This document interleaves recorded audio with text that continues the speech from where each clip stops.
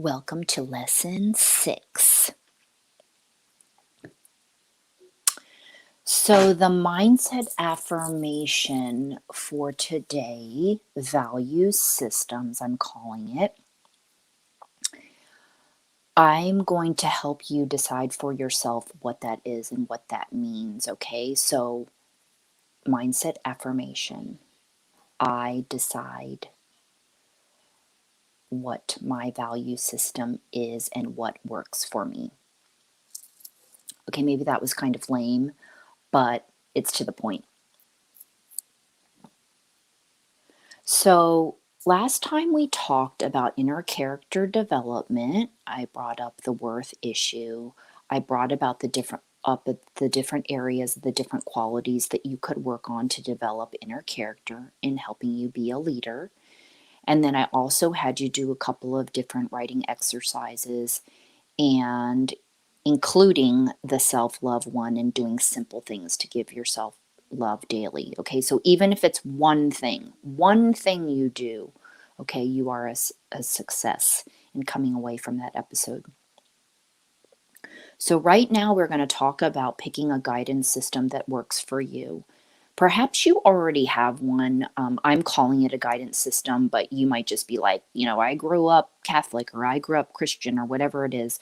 Okay, I'm going to say and call that a guidance system. Okay, whatever helped you, either if it helped you in any sort of way or that's what you utilize in your daily life to be a better person.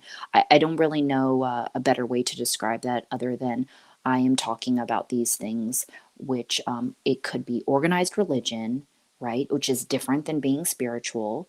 And then there are also philosophies, for example, like Buddhism for me, it is a philosophy of living and way of living. Some people, yes, may call it a religion, but I don't call it that. Okay, yes, Buddha was a spiritual teacher. I look at him like that, but I don't look at him as a god.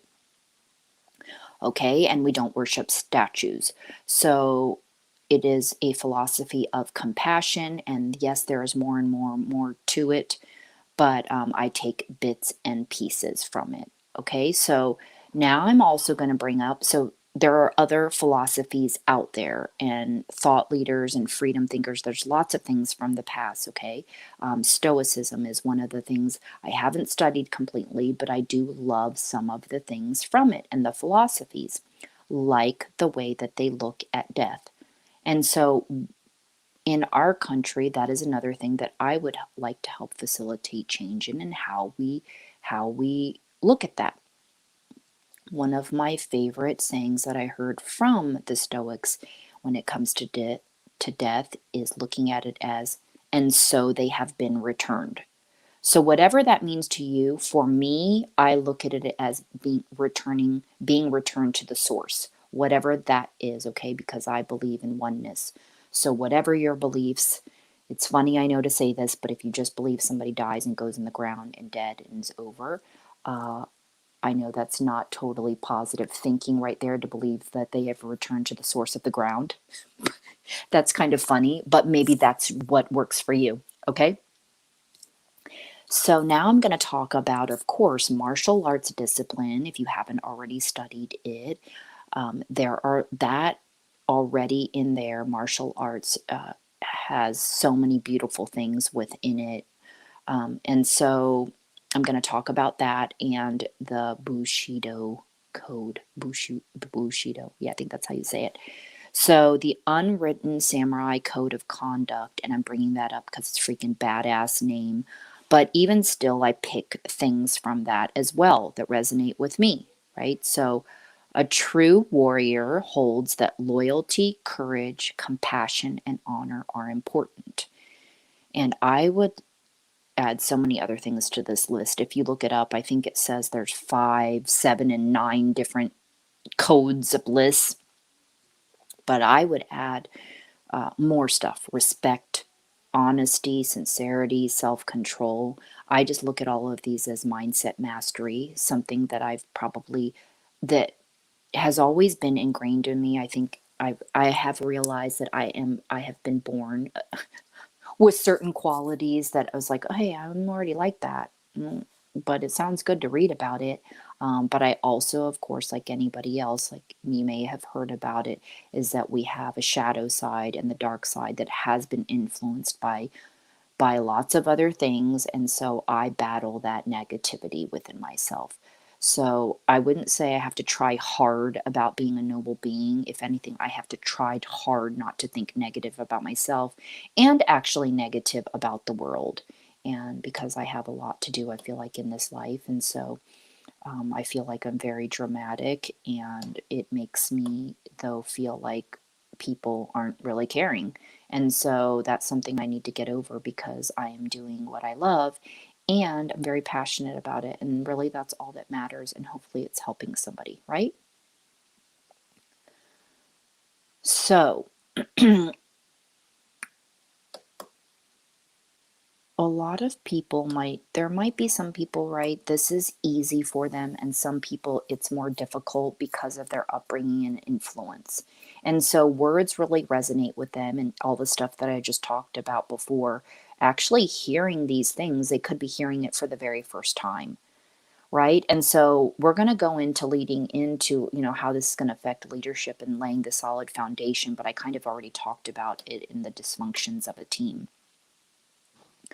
Um, Even still to this day, I still love reading these sorts of things or other things from my Ernest Holmes book because it just keeps it stuck in there and reminding myself of what I'm doing. And um, for other people, again, reading the Bible or there are different things that they read, it really helps them uh, in a different way because they are tempted by that other wolf inside, that makes them maybe want to go back to the way they used to be.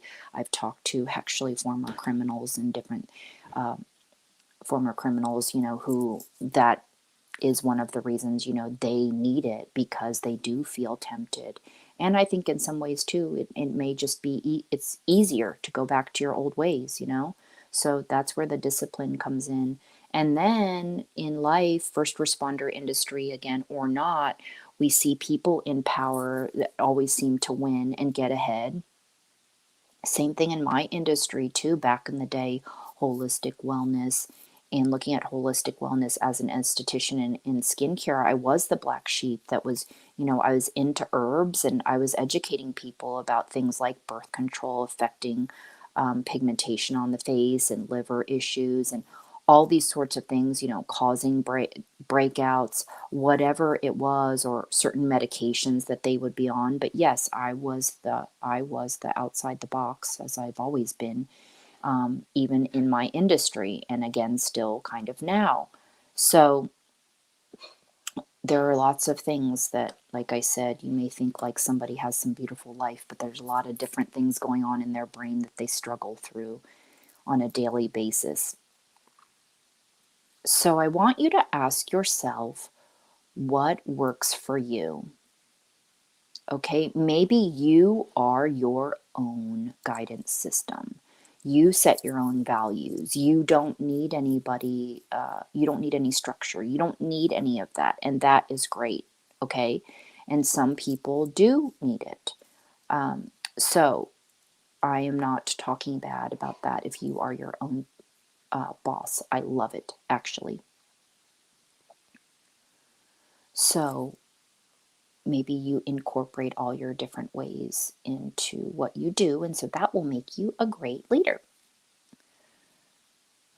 So I'm going to go ahead and end this episode, value systems, and finding out what works for you and implementing it and really getting it solid before you teach or create a team or want to lead a team, okay? So that you can all see that you're on the same page. And maybe not everybody is going to agree with all of it, or they might have, a certain level of importance in each area, but at least you know now how important that could be in the direction that you go moving forward. If people don't even know how to respect themselves, how are they going to respect others? If you're dealing with sexual harassment, if you're dealing with bullying, if you're dealing with the hazing, if you're dealing with all of those sorts of things, it's almost not like if, it's when. It's like, how are you going to help whip your team into into shape uh, if you don't establish some sort of grounds, okay? So next lesson, we're going to talk about boundary setting and how to do this, okay? So I will meet you in lesson 7.